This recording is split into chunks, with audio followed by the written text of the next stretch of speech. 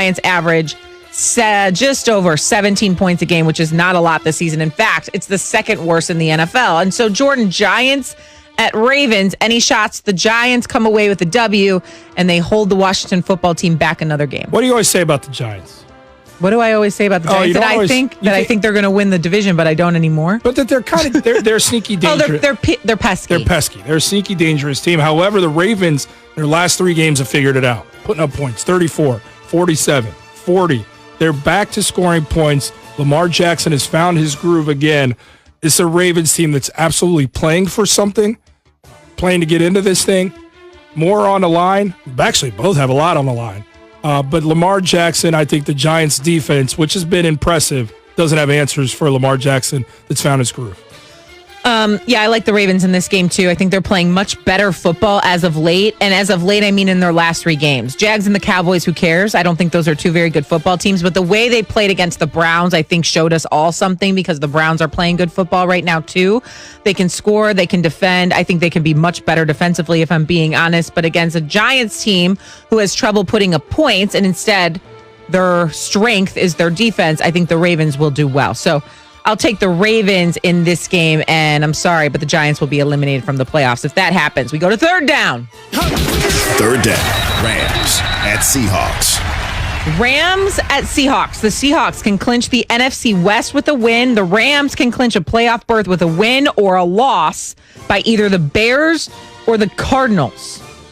Who do you like in this one, Jordan? Who's Jared Goff going to be? You got an answer for me? I have nothing. You can tell me who Jared Goff's going to be. I feel a whole lot more confident in this one. I think Russ Cooks. I don't think anyone could tell you who Jared Goff is going to be in any given day since he's been drafted. And that's just a problem with me. One minute you think this is a team that can contend for a Super Bowl. The next minute you're going, I don't know what's going on with this team. And it starts with Jared Goff.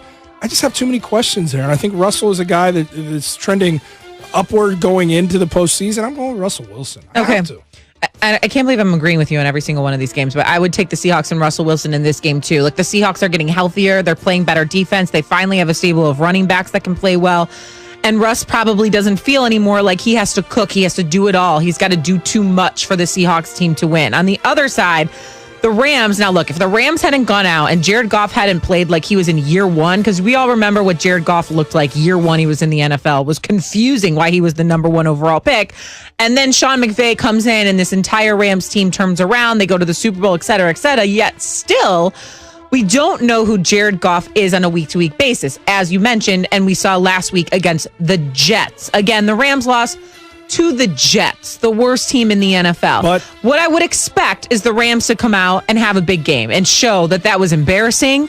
We went back to the tape. We'll never play like that again. That was an extremely humbling loss, as Sean McVay said, and for them to play well.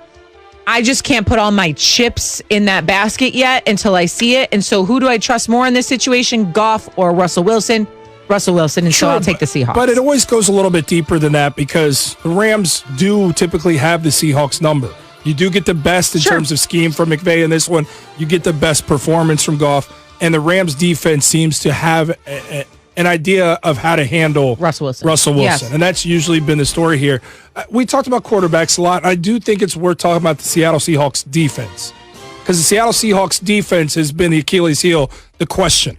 This is a defense that's going to let down Russell Wilson, and no matter what Russell Wilson does, they're just not going to figure it out. Well, Carlos Dunlap, but more importantly, Jamal Adams, anchoring that thing, those additions, have been a difference maker. Now, I get it. The last 2 games have been the Jets and the Washington football team.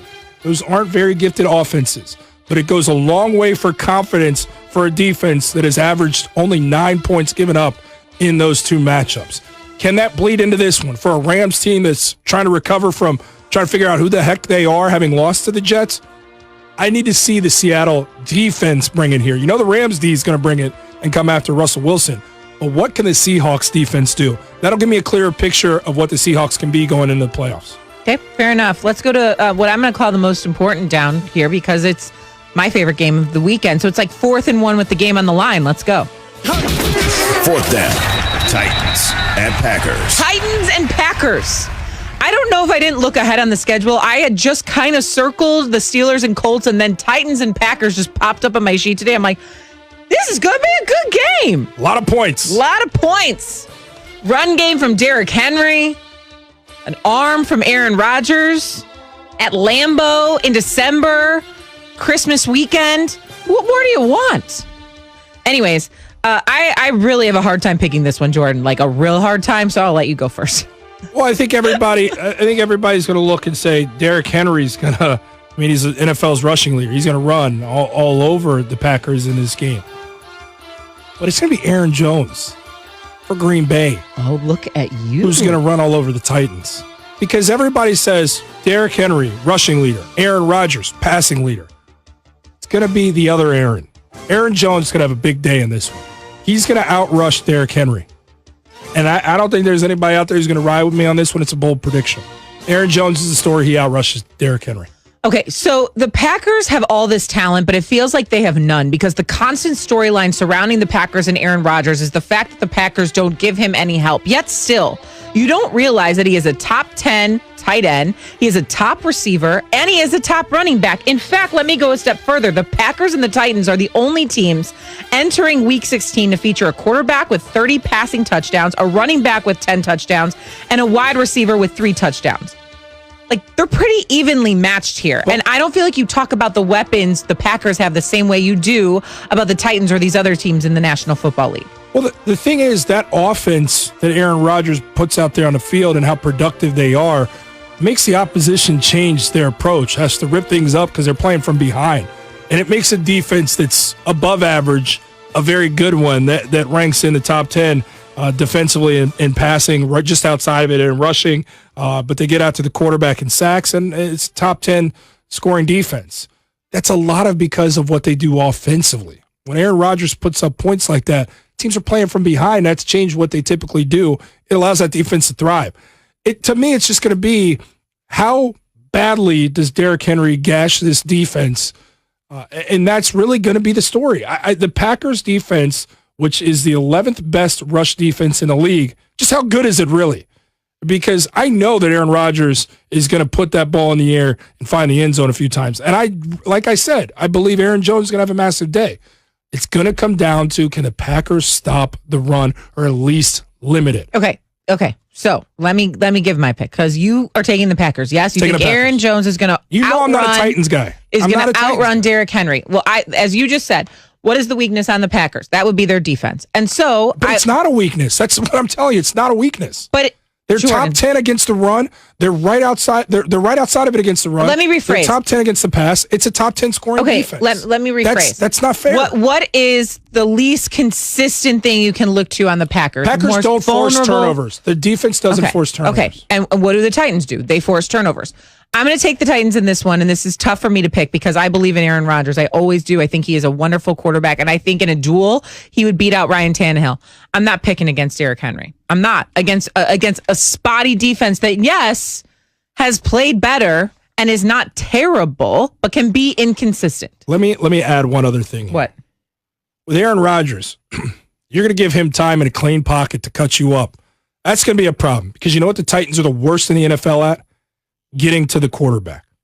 And if you don't put any pressure on Aaron Rodgers, you let him comfortably stand tall and dissect your defense, it's game over. You know what else? What? Third downs, where games are won and lost a lot of times. The Titans are bad on Titans are bad. They're bad. They're the worst in the NFL on third downs. Okay, so we've covered those two. How about in the red zone when it's scoring points time, where it's get 6 for Aaron Rodgers or Aaron Jones or whoever's going to find the end zone? 30th in the NFL are the Titans. You're going against a potent offense like the Packers, and those are your statistics in those categories, those all-important categories. Give me the Packers to hang 40 on the Titans or more and roll in this game. Oh, please. It's a bad matchup. I don't like that it's at Lambeau because I think that does give the Packers an added advantage there too. How? What do you mean how? I don't care if there's no fans in the stands. Have you ever been to Lambeau? It's a different kind of stadium. No, I haven't. Flex, I haven't. I know you have. Okay. The seats are like on top of you. The weather's cold. It's windy. It's a different kind of feel than playing in Tennessee. It just is. Last on third downs.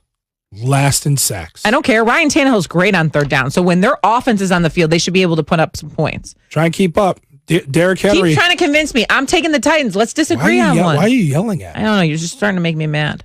So, too bad. I'm taking the Titans. Oh, upset. I'm upset. Okay. All right. Let's get to Sports Center.